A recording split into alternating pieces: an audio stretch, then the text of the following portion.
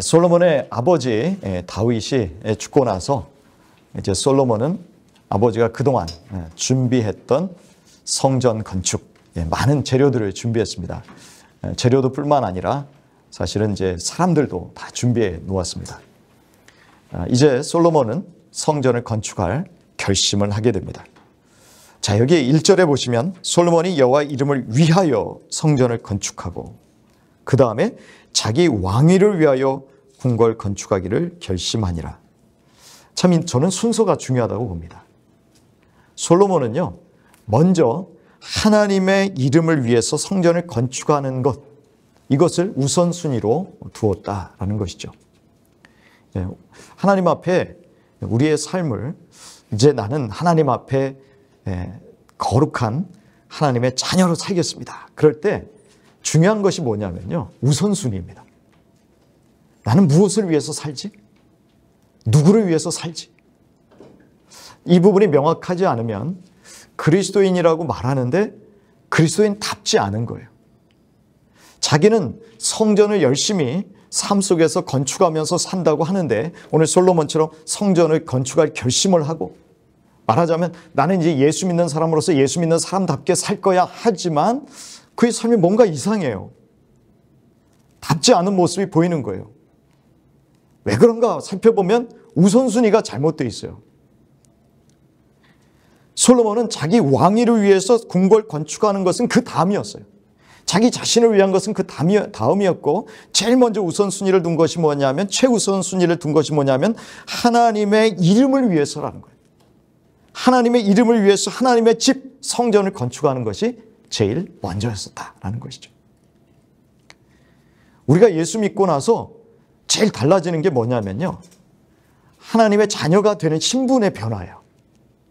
이제는 하나님의 자녀, 하나님의 왕자와 그 온 우주 만물의 창조자가 되시는 하나님의 왕자와 공주가 되었다. 이 신분상의 변화거든요. 이것은 이제 영원히 변하지 않습니다. 하나님이 한번 우리를 구원하신다 그러면 그것은 변함이 없어요. 그런데 그 신분에 걸맞는 삶을 살아가느냐 아니냐라는 것은 사실 우리가 결정해야 되는 거예요. 어떤 사람은 그 신분에 걸맞는 삶을 사는 사람이 있는가 하면 어떤 사람은 왕자와 공주인데 저 사람은 황태자인데 거지로 사는 사람이 있는 거죠. 신분에 걸맞지 않은 거죠. 그렇기 때문에 우리가 예수 믿고 나서 그 이후가 중요한데 그 이후에 우리는 어떤 모습으로 살아가야 되느냐? 우리 신약 성경에는 그것을 사도 바울이 이렇게 잘 정리해 주고 있습니다. 우리 고린도 후서 5장으로 같이 찾아가 볼까요? 자, 고린도 후서 5장 15절 같이 읽겠습니다. 그가 모든 사람을 대신하여 죽으심은 살아있는 자들로 하여금 다시는 그들 자신을 위하여 살지 않고 오직 그들을 대신하여 죽었다가 다시 살아나신 이를 위하여 살게 하려 함이라. 분명하죠. 이제는 내 인생은 내게 아니라는 거예요. 나는 나를 위해서 사는 인생이 아니라 나를 구원하신 분을 위해서 살아가는 인생으로 바뀐 거예요. 나는 하나님 나라의 왕자와 공주도 됐지만 하나님 나라의 상속자도 됐지만 그러면 거기에 걸맞는 삶이 뭐냐면은 솔로몬처럼 하나님의 이름을 위해서 사는 것이고 어디 사도 바울은 뭐예요? 다시는 그들 자신을 위해서 살지 않는 거예요. 오직 그들을 대신하여 죽었다가 다시 살아나신 그게 누구입니까? 예수 그리스도. 우리의 왕이신 예수님을 위해서 살아가는 것으로 우리의 인생은 바뀌었다라는 얘기입니다. 이제 이것을 우리가 잘 모르면 여전히 하나님은 나의 주님이십니다라고 말만 고백하지 실제 삶은 뭐예요? 내가 중심인 거예요. 나를 위해서 계속 살아요. 모든 게 다 나를 위해서예요. 성경을 읽어도 어떻게 됩니까? 그게 다 나를 위해서 얘기하시는 것들로 다 채워져요. 하나님을 위해서 하라고 하신 말씀은 잘 들어오지 않습니다. 오히려 하나님이 나를 위해서 뭘 해주셔야지라는 말씀만 들어오는 거예요. 왜냐하면 아직도 내 인생의 중심이 나이기 때문에. 그래서 우리는 이게 참 쉽지 않은 거지만 그러나 예수 믿고 나서 가장 근본적인 변화가 일어나야 된다는 것은 바로 이것을 아셔야 되는 거죠. 왜냐하면 왜 쉽지 않다 그러냐면 우리는요, 자아중심적이에요. 자기중심적이에요. 여기서 사실은 이 습관에서 벗어나는 게 쉽지는 않아요. 하지만 분명히 아셔야 되는 건, 이제 구원받고 하나님의 자녀가 되었다면 이제는 나는 하나님의 이름을 위해서 사는구나. 나를 위해서 십자가에 달려 돌아가신 나를 구원해 주신 분을 위해서 사는구나. 이제 내 인생은 그분에게 달려있구나. 그분을 위해서 살아야 되는구나. 하나님의 영광을 위해서 살아야 되는구나. 그 말이죠. 우선순위가 바뀌었다라는 것을 우리는 분명히 알아야 됩니다. 그래서 예수님은 뭐라고 말씀하십니까? 너희는 먼저 그의 나라와 그의 의를 구하라 그랬어요. 먼저 구해야 될 것은 내 나라가 아니에요. 내가 살아가는 그 계획이 아니에요. 내가 가진 비전이 먼저가 아니라 하나님의 나라와 그분의 의가 무엇인지를 먼저 구하는 것이죠. 그랬을 때 뭐야? 그 뒤에 이 모든 것을 너에게 더하시리라. 오늘도 솔로몬이 하나님의 이름을 위해서 살고 그 다음에 자기의 왕위를 위해서 궁전을 건축하는 이 순서가 구약 성경에 나온 순서가 우리 신약 성경에도 그대로 이어진다라는 것입니다. 그리고 나서 어떻게 해야 됩니까? 열심히 성전을 건축하기 위해서 준비하는 것이죠. 자, 그런데 이 성전을 솔로몬이 건축할 때 그 성전 건축을 위해서 후람이라는 두로의 왕, 페니키아의 두로의 왕에게 이제 뭐 이렇게 재료들을 다시 아버지에게 주었던 것처럼 또 이렇게 더 보내주십시오. 이렇게 요청을 합니다. 그러면서 솔로몬이 그 성전 지은 그 성전에서 무엇을 할지를 여기에 설명해 주고 있어요. 우리 4절을 다시 같이 한번 읽어볼까요? 4절의 말씀입니다. 이제 내가 나의 하나님 여호와의 이름을 위하여 성전을 건축하여 구별하여 드리고 주 앞에서 향재료를 사르며 항상 떡을 차려 놓으며 안식일과 초하루와 우리 하나님 여호와의 절기에 아침 저녁으로 번제를 드리려 하오니 이는 이스라엘의 영원한 규례니이다. 뭘 하려고 성전을 건축합니까? 예배 드리려고요. 예수 믿고 나서 우리가 해야 되는 그 가장 우선순위가 뭐냐면요, 하나님만을 예배하는 삶입니다. 그러니까 오늘처럼 나와서 이렇게 예배하는 것도 예배이지만, 그러나 나의 모든 삶의 목적이 하나님이 되어야 된다는 소리입니다. 이게 삶의 예배라는 것이죠. 여기에서 보면은 향 재료를 사르며, 이 향은요 우리가 하나님께 올려드리는 기도라고 할 수 있습니다. 기도의 삶이에요. 그 다음에 여기에 항상 떡을 차려놓으며, 떡은 생명의 떡이신 우리 예수님으로 상징되는 말씀입니다. 그러니까 하나님의 말씀을 받고 또 하나님 앞에 우리의 삶을 올려드리는 기도로 나아가는 것. 안식일, 초하루, 우리 하나님 여호와의 절기에 아침 저녁으로 번제를 드리려 하오니. 번제가 뭡니까? 태워서 드리는 거죠. 우리는요, 아까도 말씀드렸지만 계속해서 자기 중심적으로 살아가려는 성향이 계속해 있어요. 그렇기 때문에 이 예배를 통해서 하나님의 말씀과 기도를 통해서 내 자신을 번제라는 건 태워드리는 거거든요. 태워버려야 돼요. 불로 태우듯이 날마다 내 자아 중심성을 태워버리는 일이 예배의 중요한 모습입니다. 안 그러면 어떻습니까? 자기 고집만 들어가요. 하나님 말씀 보면서도 자기 중심적으로 하게 되고, 또 우리 주변에 있는 사람들에게 예수 믿는 사람인데 저 사람은 왜 이렇게 고집이 세라는 말을 듣는 것이죠. 모든 사람들이 다 자기 중심으로 돌아가야 돼요. 가족도 그렇고 회사 생활하면서도 그렇고. 왜 그렇습니까? 자기를 태우지 않았기 때문에 그런 거죠. 근데 오늘 여기서 보면 자기를 태워서 자기 중심성을 버리고 그 다음에 하나님에 헌신한다는 의미가 있어요. 그러한 모습을 어떻게 하느냐면 4절 맨 끝에 영원한 규례라고 되어 있습니다. 그러니까 이것은요, 한 번에 끝나는 게 아니라 그냥 하다 말다 하는 것이 아니라 계속해서 해야 된다는 거죠. 저와 여러분도 죽을 때까지 이 태워드리는 번제가 있어야 됩니다. 물론 이제 양이나 염소를 잡아서 태워드리는 이런 제사는 이제 없습니다. 그러나 우리가 날마다 말씀과 기도로 내가 좀 더 하나님보다 높아지려고 하는 그런 마음들이 있다면 그런 모습들을 낮추고 마치 태우듯이 이런 모습들이 날마다 계속해서 되지 않는다면 우리는 어떻게 보면은 신앙이 성장하지 않을 수도 있고 또 남들 볼 때에 왜 예수 믿는 사람이 저럴까라는 말을 들을 수도 있다라는 것이죠. 그러면서 이것은 계속 해야 될 일이라는 것입니다. 여러분 한번 구약 신약성경 한 군데 더 찾아보겠습니다. 로마서 12장 1절입니다. 로마서 12장 1절과 2절을 우리 같이 함께 읽겠습니다. 그러므로 형제들아 내가 하나님의 모든 자비하심으로 너희를 권하노니 너희 몸을 하나님이 기뻐하시는 거룩한 산 제물로 드리라. 이는 너희가 드릴 영적 예배니라. 너희는 이 세대를 본받지 말고 오직 마음을 새롭게 함으로 변화를 받아 하나님의 선하시고 기뻐하시고 온전하신 뜻이 무엇인지 분별하도록 하라.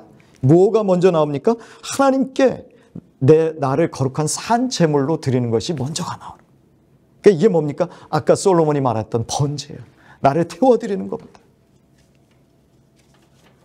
우리가 예수 믿고 나서 늘 하나님 앞에 이러한 모습으로 우리 주일에 예배 드리는 것은요, 이러한 예배를 날마다 드리겠습니다라는 어떤 우리의 결심과 우리가 같이 공동체로서 함께 힘을 모으는 그런 의미가 있습니다.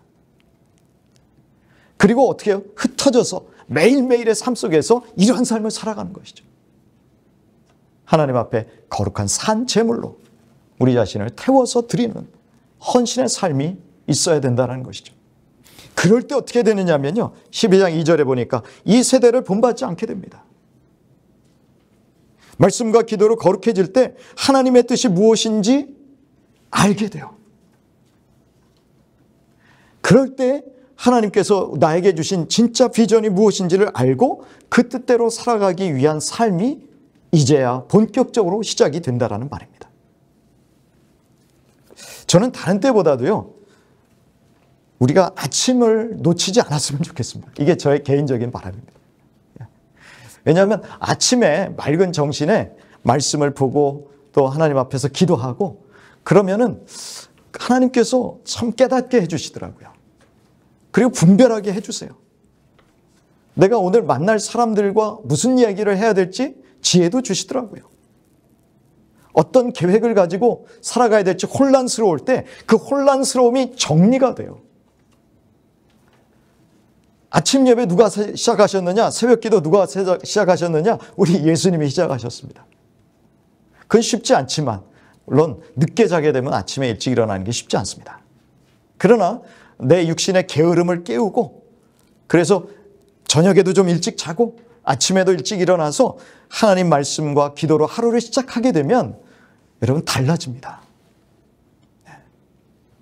뭔가 나에게 혼란스러웠던 것들이 정리가 되면서 내 새 삶이 하루하루의 삶이 보람된다는 느낌이 있어요. 여러분 한번 해보십시오. 저는 꼭 아침 시간을 놓치지 않으시기를 바랍니다. 이렇게 하나님 앞에 날마다 드려지는 삶을 통해서 우리는 자라가게 된다는 것이죠. 자, 이 하나님은 어떤 분이십니까? 우리 5절과 6절을 우리 역대하 2장 5절 6절을 또 같이 한번 살펴보겠습니다. 내가 건축하고자 하는 성전은 크니 우리 하나님은 모든 신들보다 크심이라. 누가 능히 하나님을 위하여 성전을 건축하리요? 하늘과 하늘들의 하늘이라도 주를 용납하지 못하겠거든. 내가 누구이기에 어찌 능히 그를 위하여 성전을 건축하리요? 그 앞에 분향하려 할 따름이니이다. 솔로몬은 하나님을 자기 성전에 가둘 수 없다라고 말하고 있습니다. 하나님은 너무 크신 분이기 때문에 이방 사람들은 성전 안에다가 우상들을 갖다 놨어요. 그러니까 말하자면 자기들의 성전 안에 신을 갖다가 가두어 놓은 곳입니다. 하지만 솔로몬은 그렇게 말하지 않습니다. 하나님은 내가 그 안에다 가둘 수 있는 분이 아니다. 하나님은 너무 큰 분이다.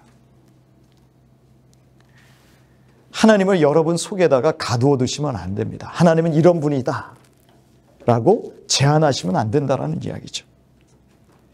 오히려 하나님이 큰 분임을 알기 때문에 그 하나님에 걸맞는 성전을 건축하겠다라는 거예요.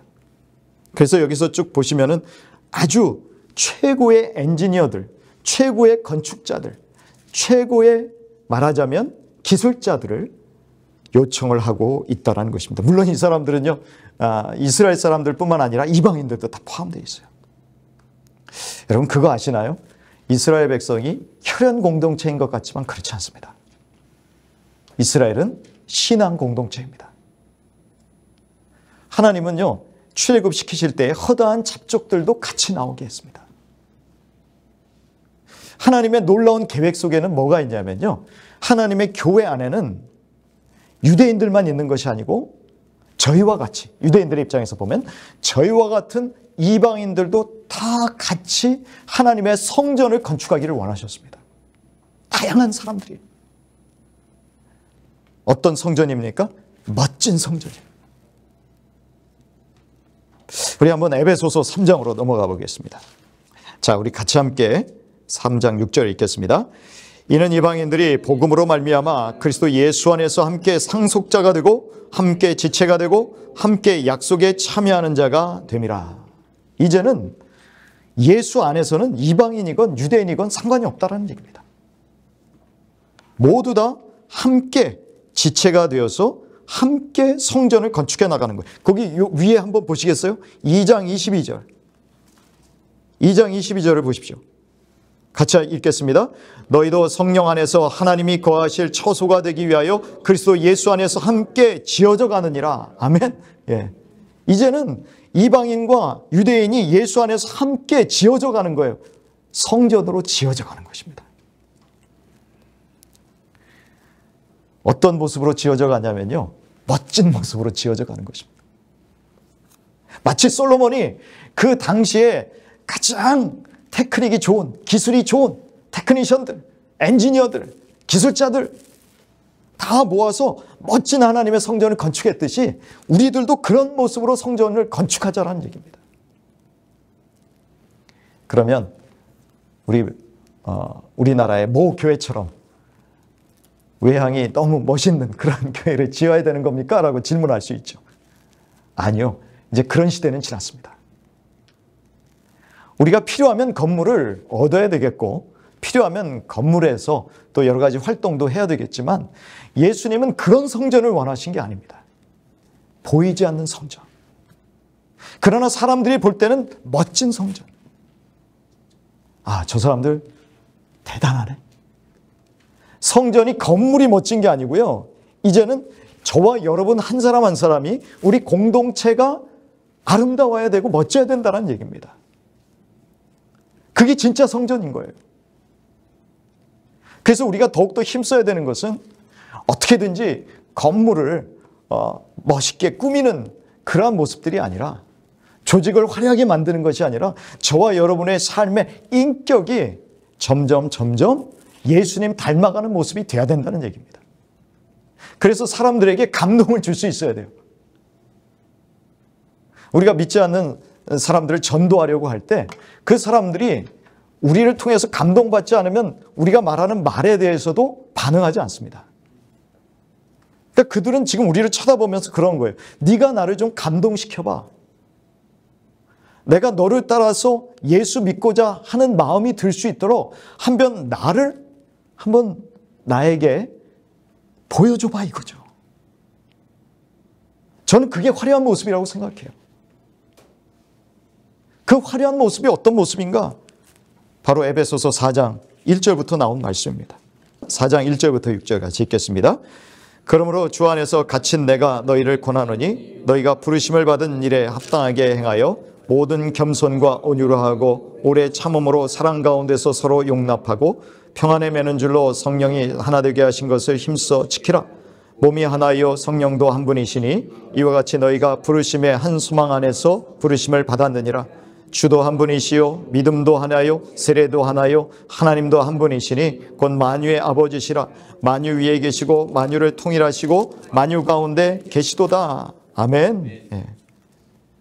부르심 받은 게 뭡니까? 우리는 성전을 예수 그리스도가 머리가 되신 성전, 예수의 몸 되신 성전 건축하기 위해서 우리는 부르심을 받았어요. 거기에 합당한 모습으로 우리는 하나 한 사람이 지어져 가는, 마치 벽돌과 같은 그런 모습으로 지어져 갑니다. 근데 우리가 어떤 모습으로 아름답고 멋진 성전을 지을 수 있습니까? 2절에 보시면 모든 겸손과 온유로 하고 라고 되어 있습니다. 겸손이라는 게 그냥 내가 사람들 앞에서 낮아지는 것, 그것도 겸손입니다. 하지만 진짜 겸손은 뭐냐면요, 내 인생은 하나님께서 이끌어 가실 때 진짜 의미가 있습니다. 하나님 앞에 납작 엎드리는 게 그게 진짜 겸손입니다. 하나님이 내 인생의 주인이 되어 주십시오. 나는 주님을 따라가겠습니다. 주님께 순종하며 살겠습니다. 라고 살아가는 게 진짜 겸손이라는 거예요. 여러분, 예수님이 진짜 겸손한 모습이 어디서 나타나셨느냐면요, 예수님의 기도 속에서 여러분 살펴보시면 됩니다. 예수님은 하루도 거르지 않고 기도하셨습니다. 제자들은 자고 있는데 예수님은 혼자 일어나셔서 산에 올라가셔서 기도하셨습니다. 하나님과 독대를 하셨습니다. 왜 그러냐면 예수님이 그날 사역하실 때 하나님의 도우심이 없으면 안 된다고 생각했기 때문에 그렇습니다. 하나님을 의지한 것이죠. 그게 진짜 겸손인 거예요. 자기 마음대로 사역하지 않았습니다. 예수님, 우리가 알다시피 나사로를 살릴 때도 어떻게 해요? 당신이 살릴 수 있는 능력이 있었어요. 하지만 하나님 앞에 먼저 기도합니다. 하나님, 어떻게 해야 될까요? 먼저 하나님 앞에 모든 것을 맡기고 의뢰하고 하나님의 허락이 떨어지면 그 일들을 하는 이 관계, 하나님과 이 관계가 진짜 예수님이 보여주신 겸손의 모습이었다라는 것이죠. 그럴 때 어떤 모습이 있습니까? 온유함이 나타납니다. 온유함. 예수님에게는요, 어린아이들도 뭐랄까요? 어떤 뭐라 그럴까요? 이제 무슨 벽이 있는 것처럼 어떤 사람은 보면은 다가가기 힘든 사람이 있고 어떤 사람은 참 쉽게 다가가고 싶은 마음이 있잖아요. 저는 어떤지 모르겠습니다. 저를 보실 때, 목사님은, 내가 좀 다가가기 힘들어. 근데 예수님은 어떤 모습이었냐면 어린아이들도 언제든지 달려올 수 있는 분이었다라는 것이죠. 그만큼 뭡니까? 예수님 편안하셨다는 얘기예요. 누구도 가까이 다가갈 수 있는 모습이었다라는 것이죠. 까칠해 보이십니까? 그럼 아직 온유한 거 아닙니다. 그래서 사람들이 저 사람하고 옆에 가서 이야기를 나누고 싶다라는 마음보다도 좀 너무 약간은 좀 거리감이 느껴져. 저도 사실 그런 온유한 사람이 되고 싶어요. 누구든지 저에게 다가와서 목사님 좀 상담하고 싶습니다. 그런 사람이 돼야지. 온유한 모습이 바로 그런 것이라는 거죠. 내가 가정이든지 아니면 뭐 직장이든지, 가정에서도 부모님도 마찬가지죠. 자녀들이 부모님에게 언제든지 다가갈 수 있는 사람인가? 엄마 아버지한테 이런 얘기 해봐야 결국 좋은 소리도 못 들어. 어떤 거리감이 느껴지는 사람인지, 직장에서도 누구든지 동료들이 찾아와서 자기의 고민을 쉽게 털어놓을 수 있는 사람입니까? 아니면 저 사람한테 얘기해봐야 소문만 나지, 꺼려지는 사람입니까? 저와 여러분은 어떤 그런 면에서 믿지 않는 사람이건 믿는 사람이건 쉽게 다가올 수 있는 사람이 될 수 있기를 바랍니다. 그게 바로 온유한 사람의 모습이라는 것이죠. 그 다음에 또 어떤 모습입니까? 2절에 보면 오래 참음으로 사랑 가운데서 서로 용납하고 라고 되어 있습니다. 인내하는 것이죠. 성령의 열매 중에도 인내가 있습니다만, 그러나 우리 사도 바울이 사랑장에서도 제일 먼저 강조하는 게 인내입니다. 그리고 오래 참는 것이죠. 쉽게 성내지 않는 것이죠. 금방 반응하지 않는 것이죠. 어떻게 보면 한 템포 좀 늦췄다가 무슨 의미 있지 생각해보고 그 다음에 이야기를 해도 늦지 않지 않습니까?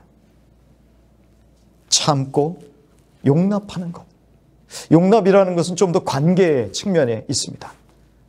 사람들과의 관계 속에서 그 사람들의 잘못과 또 그 사람들의 어떤 허물들을 내가 쉽게 용납해주고 기꺼이 용납해주는, 받아들여줄 수 있는 이런 모습인가. 3절에는 뭐가 되어 있습니까? 평안에 매는 줄로 성령이 하나 되게 하신 것을 힘써 지키라. 하나 되는 것을 힘써 지키는 것입니다. 분열하는 사람이 아니죠. 내가 가면 거기에 있는 사람들이 오히려 파당이 나눠집니까? 오히려 그리스도인으로서 내가 갔을 때 나눠져 있던 파당도 하나가 되게 만들어주는 것이 영광스러운 모습이라는 거죠. 그렇게 되려면 어떻게 돼요? 평안에 매는 줄로, 말하자면 내가 피스메이커가 될 수 있어야 된다는 얘기입니다. 사람들과의 관계를 화평하게 만들어줄 수 있을 때, 그럴 때 어떻게 해요? 하나가 될 수 있게 하는 것이죠. 교회뿐만 아니라 가정과 직장에서도 우리가 하나를 만들어줄 수 있는 피스메이커가 되는 것. 그게 뭡니까? 아름다운 성전의 모습이라는 것이죠. 세상 사람들이 보고 감탄할 수 있는 성전의 모습이라는 것이죠. 저와 여러분에게 이러한 모습이 있게 되기를 간절히 바랍니다. 바로 그것이 우리가 솔로몬이 최선을 다해서 그 성전을 짓기 위해서 최선을 다해서 아낌없이 자기의 모습을 들여서 성전을 건축하려고 했던 것과 같이 저와 여러분도 이제는 힘써서 애써서 이러한 모습이 되려고 애써야 된다는 것입니다. 하나님의 성품을 닮아가려는 모습, 예수님의 성품을 닮아가려는 모습. 그럴 때 세상이 감동할 수 있고요. 그럴 때 세상이 우리를 향해서 다가올 수 있습니다. 나도 좀 그런 모습이 되고 싶다라는 걸로 말이죠. 여러분 사실 잘 사는 것, 성공하는 것으로 감동을 줄 수 있다고 생각하십니까? 그거는 오래 못 가는 것 같아요. 처음에 와 박수치고 그래, 나도 저 사람처럼 어떻게 하면 돈을 많이 벌 수 있지? 어떻게 저 사람처럼 성공할 수 있을지? 그거는 일시적인 것 같아요. 그러니까 진짜 마음속에 깊은 감동을 줄 수 있는 사람은 바로 이러한 인격적인 부분이라는 것이죠. 성품의 열매라고 하는 것이죠. 이것이 진정한 하나님의 사람으로서 우리가 갖고야 될 부분이다라는 것을 기억해 주셨으면 좋겠습니다. 오늘 역대하 2장의 말씀을 통해서 진정한 우리의 성전 건축이라는 게 무엇인지를 함께 살펴보았습니다. 이 시대에 하나님의 자녀로 이렇게 멋진 아름다운 성전을 건축하시는, 참 하나님 앞에 우리의 몸과 마음을 들여서 날마다 예배하시고 그 예배의 삶이 말씀과 기도로 삶 속에서 이렇게 묻어나서 거룩한 하나님의 자녀로서의 열매 맺는 저와 여러분, 또 멋진 성전을 건축하시는 저와 여러분 되시기를 간절히 축복합니다.